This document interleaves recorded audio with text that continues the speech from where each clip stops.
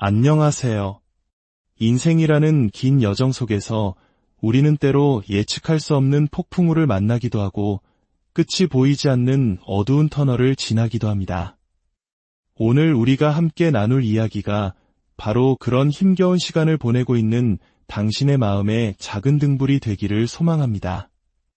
본격적인 이야기에 앞서 만약 이 말씀이 여러분의 마음에 위로와 감동을 준다면 구독과 좋아요를 통해 이 은혜를 더 많은 분들과 함께 나누어 주시길 부탁드립니다. 여러분의 작은 손길이 누군가에게는 절실한 희망의 메시지가 될 수 있습니다. 주님의 이름으로 여러분의 삶에 평안과 축복이 가득하기를 기도합니다. 여기 아주 오래되었지만 들을 때마다 우리의 영혼을 울리는 찬양의 한 구절이 있습니다.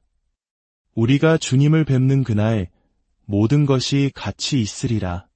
우리가 그리스도를 뵐 때면 인생의 모든 시련은 작게만 보이리라. 그 사랑스러운 얼굴을 단 한 번만이라도 마주한다면 모든 슬픔은 눈 녹듯 사라지리니. 그러니 우리가 주님을 뵐 그날까지 용감하게 이 경주를 계속하리라. 아름다운 가사이지 않습니까? 바로 이 찬양의 고백처럼 언젠가 우리가 주님 앞에 서게 될 그 영광스러운 날에 대한 이야기입니다. 그날이 오면 이 땅에서의 모든 수고와 눈물은 끝이 날 것입니다. 주님의 오심이 머지않았기 때문입니다. 오늘 우리가 깊이 묵상할 말씀은 로마서 8장 18절입니다. 혹시 지금 깊은 시련의 한가운데를 지나고 계신 분이 있다면 이 말씀을 마음 깊이 새겨보시길 바랍니다.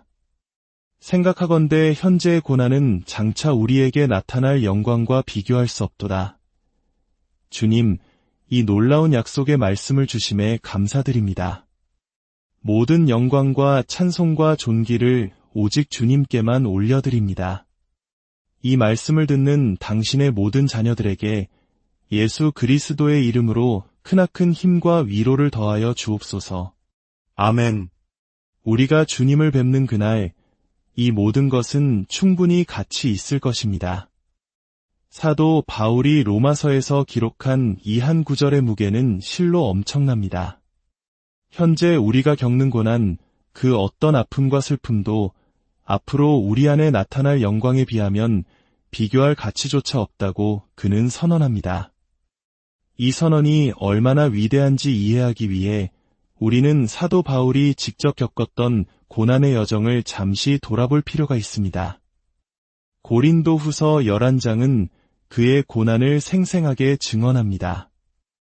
아마 우리 중 그 누구도 바울과 같은 고통을 겪어본 사람은 없을 것입니다. 그는 복음을 전하며 수없이 매를 맞았고 여러 번 옥에 갇혔으며 죽을 고비를 넘겼습니다. 동족인 유대인들에게 40에서 하나 감한매를 5번이나 맞았고 3번 태장으로 맞았으며 한 번은 돌에 맞아 거의 죽음에 이르렀습니다.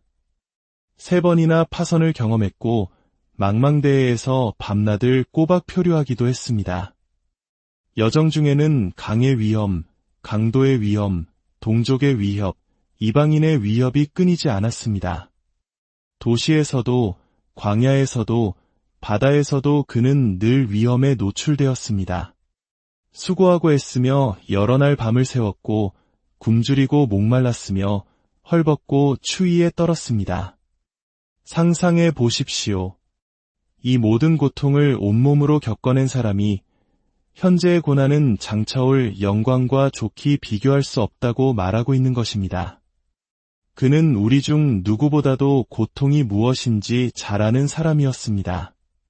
동족에게 미움받고 배신당해 온몸이 피멍투성이가 되도록 맞았고 인간다운 삶의 안락함은 포기한 채 며칠씩 굶주림에 시달렸습니다. 하지만 그는 그 모든 상황 속에서 기뻐하고 또 기뻐했습니다. 언젠가 여러분이 로마를 방문할 기회가 생긴다면 사도 바울이 갇혔던 차가운 지하 감옥에 꼭 한번 가보시길 바랍니다. 저는 그곳에 여러 번 방문했었는데 그 어둡고 축축한 공간에 설 때마다 빌립보서의 한 구절이 떠올라 전율을 느끼곤 했습니다. 주 안에서 항상 기뻐하라. 내가 다시 말하노니 기뻐하라. 어떻게 한 인간이 차가운 돌기둥에 쇠사슬로 묶인 채 이런 고백을 할 수 있었을까요? 오직 굳건한 믿음을 가진 사람만이 할 수 있는 고백입니다. 바울은 자신의 고난을 뛰어넘어 그 너머에 있는 영원한 영광을 바라보았기 때문입니다. 그는 알았습니다. 이 땅의 고통은 영원하지 않다는 것을. 그는 현재의 고난이라고 말했습니다. 현재라는 말은 이것이 단지 지금 이 순간에만 국한된 잠시 스쳐 지나가는 것임을 의미합니다. 우리의 문제, 우리의 아픔은 영원히 지속되지 않습니다. 우리의 고통은 잠깐이지만 주님을 거부한 이들이 겪을 고통은 영원하다고 성경은 말합니다. 우리는 잠시 그림자처럼 왔다가 사라지는 박해를 받을 뿐입니다. 우리는 지금 눈물의 골짜기를 지나고 있지만 머지않아 천국이라 불리는 가장 영광스러운 나라에 도착하게 될 것입니다. 사랑하는 여러분, 제발 이 말을 들어주십시오. 당신의 그 눈물의 골짜기도 거의 끝나가고 있습니다. 어떤 이에게는 나이 때문에, 또 다른 이에게는 주님의 재림이 가깝기 때문에 우리 모두의 여정은 곧 끝을 맞이할 것입니다. 당신의 고통은 반드시 끝이 있습니다. 시편 16편 11절은 이렇게 노래합니다. 주께서 생명의 길을 내게 보이시리니 주의 앞에는 충만한 기쁨이 있고 주의 오른쪽에는 영원한 즐거움이 있나이다. 더 이상 눈물이 없는 곳, 그곳에는 충만한 기쁨과 영원한 즐거움만이 우리를 기다리고 있습니다. 이 놀라운 약속을 굳게 붙드십시오. 우리는 거의 다 왔습니다. 장차 우리에게 나타날 영광은 어떤 것일까요? 고린도전서 15장 49절은 말합니다. 우리가 흙에 속한 자의 형상을 입은 것 같이 또한 하늘에 속한 이의 형상을 입으리라. 그렇습니다. 이 비천하고 고통스러운 육신의 옷을 벗고 완벽하고 새로운 몸을 입게 될 날이 오고 있습니다. 다시는 아프지도 슬퍼하지도 눈물 흘리지도 않는 몸입니다. 빌립보서 3장 20절은 우리의 시민권이 하늘에 있다고 선포합니다. 우리는 구원자이신 주 예수 그리스도께서 우리의 낮은 몸을 자기 영광의 몸의 형체와 같이 변하게 하실 그날을 기다리고 있습니다. 지금은 우리가 거울로 보는 것 같이 희미하게 알지만 그날에는 얼굴과 얼굴을 대하여 볼 것입니다. 지금은 우리가 부분적으로 알지만 그날에는 주께서 우리를 아신 것 같이 우리가 온전히 알게 될 것입니다. 세상의 모든 수수께끼와 이해할 수 없었던 고통의 이유들이 모두 풀릴 것입니다. 하나님이 아시는 모든 것을 우리도 알게 되는 영광, 그것이 우리 안에 나타날 것입니다. 시편 138편 8절의 약속을 저는 참 좋아합니다. 여호와께서 나를 위하여 보상해 주시리이다. 여기서 보상하다는 히브리어 원어는 완성하다, 완전하게 하다라는 뜻을 가집니다. 주님께서 당신과 관련된 모든 것을 완벽하게 이루실 것입니다. 그분의 자비는 영원하며 그분은 친히 손으로 지으신 우리를 결코 버리지 않으실 것입니다. 왜냐하면 우리는 하나님의 아들의 형상을 본받도록 미리 정해진 존재들이기 때문입니다. 저 역시 고통의 시간을 지나왔습니다. 몇 달 전 저는 도저히 헤어나올 수 없을 것 같은 문제에 부딪혔습니다. 극심한 스트레스로 온몸이 떨려 제대로 걷기조차 힘들었습니다. 곁에 있던 이에게 나를 위해 기도해달라고 부탁할 정도로 저는 약해져 있었습니다. 하지만 주님은 저를 그 시간 속에서 건져내셨습니다. 우리 모두는 각자의 골짜기를 지납니다. 당신이 누구이든 얼마나 큰 사역을 감당하든 예외는 없습니다. 중요한 것은 그 시간을 지날 때 이 문제들이 영원하지 않으며 장차 올 영광과는 비교조차 할 수 없다는 사실을 기억하는 것입니다.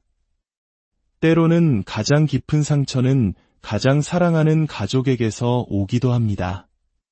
한국 문화에서 정이라는 관계를 중시하는 우리에게 가족에게서 받는 상처는 더욱 깊게 느껴질 수 있습니다. 나이가 들수록 그 상처의 칼날은 더 깊이 파고드는 것 같고 고통의 여운도 더 길게 남습니다. 하지만 그 상처를 이겨내는 유일한 길은 하나님의 약속을 기억하는 것뿐입니다. 다른 방법은 없습니다. 우리의 감정과 힘으로 해결하려 할수록 상황은 더 악화될 뿐입니다.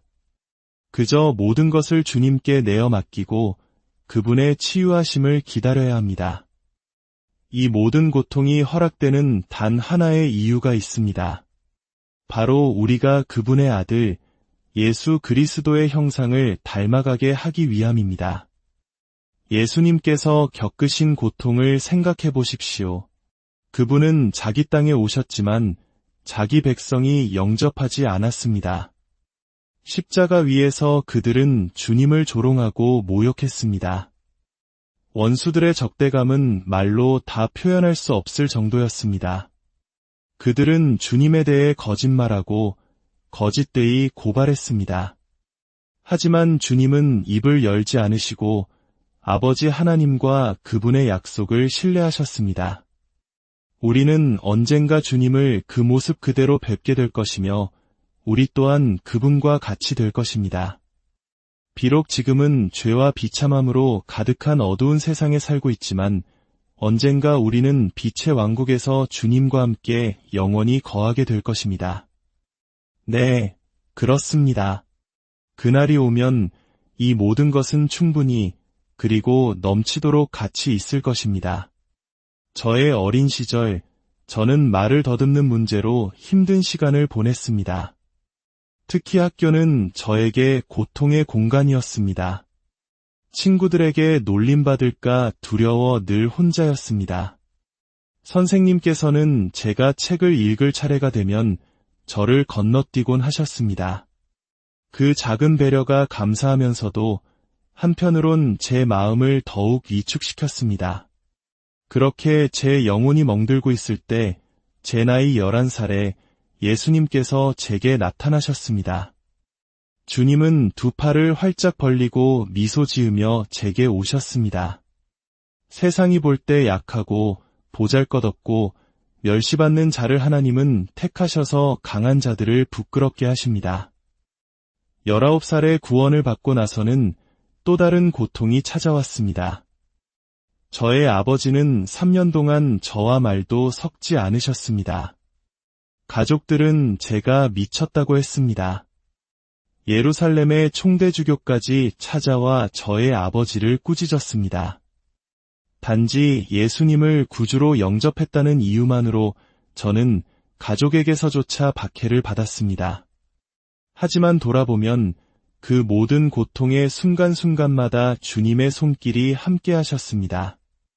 말을 더듬던 아이를 수만 명 앞에서 말씀을 선포하게 하셨고 저를 핍박하던 부모님을 구원하셨습니다.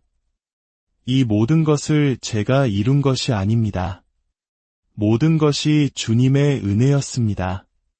수많은 공격과 비난 속에서 깨달은 것이 있습니다. 만약 저에게 원수가 없다면 오히려 하나님께서 저와 함께 하시는지 의심했을 것입니다. 성경은 세상이 우리를 미워하고 우리에 대해 온갖 악한 말을 할 것이라고 이미 예언했습니다. 그리고 그럴 때에 오히려 기뻐하고 즐거워하라고 말씀하셨습니다. 사랑하는 여러분, 지금 당신이 겪고 있는 그 고통은 곧 끝날 것입니다. 그리고 그 시련을 통해 당신은 매일매일 더욱 강해질 것입니다.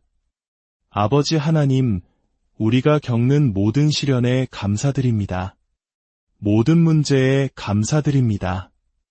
주님의 말씀처럼 시험을 당할 때 기뻐하게 하소서. 이 말씀을 듣는 당신의 사랑하는 백성들을 축복하여 주시고 그들이 굳건히 서게 하소서. 지금 이 시간이 그들에게 영광과 기쁨의 계절이 되게 하여 주옵소서.